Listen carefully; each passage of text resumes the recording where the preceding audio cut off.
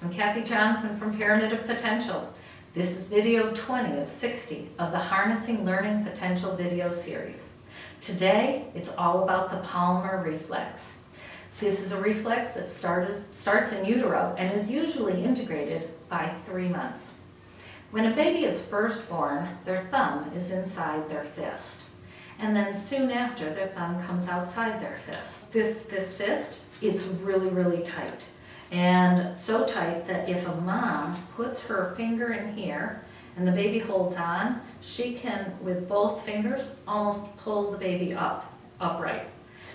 So the baby's holding on really, really tightly, and this is originally to help, like the baby monkey, who we'd still know holds on to mom's fur while mom can swing from tree to tree.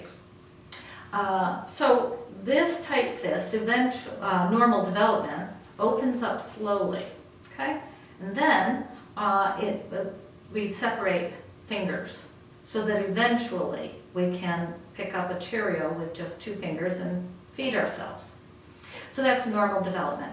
And not everybody has normal development. So some kindergartners, when they get to school, they're holding their pen like this. And the teacher says, no, no, no, we're big kids now. You need to hold your hand like this. And so what we see is that since they can't do this because they still have a retained Palmar reflex, what we'll see is their hand is still in a fist, and instead of this, they'll do this, still a fist. Turn the pen like this, it's still a fist. Sometimes we'll see this, okay, where it's still a fist, but they've put it between their knuckles there. Sometimes we see the hand opening up a little bit so we can actually see through it. And they hold the pen like this, resting it on the knuckles.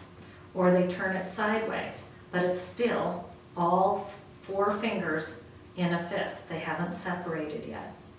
Sometimes they've opened up a little bit further so that now their hand is up and down, all 4 fingers up and down on the pen like that. Maybe it's up and down, but they turn it sideways so that it looks just like this.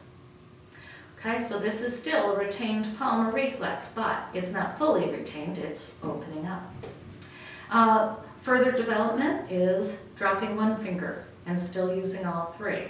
Dropping another finger, but still having some retained reflex so that they've got their fingers there, but they're pressing so hard with their thumb against that finger that there's a callus there. I used to have a callus there, but I don't any longer because I've integrated my Palmar reflex. So let's see what can happen if there's still a retained Palmar reflex. We may see poor handwriting because they're gripping so hard that their hand, they don't have good fine motor control. And so this has everything to do with manual dexterity and fine motor control. We also may see speech and articulation issues, including lisps. You're like, what? What does this have to do with speech? Well, turns out that when babies are first born, their hands are connected to their mouths. So that when a baby nurses, their hands are going like this. And when that kindergartner with the retained Palmar reflex is learning to cut, they go, okay? That means it's all related. It's still connected. We need to break that connection. And that's why you may also see mouth movements when they're writing or drawing. So that's all about the Palmar reflex. To learn what to do about it, just take a look at that Maintaining Brains video. And the reference is on the next slide. Thanks. Next time, we're talking about tonic labyrinthine reflex.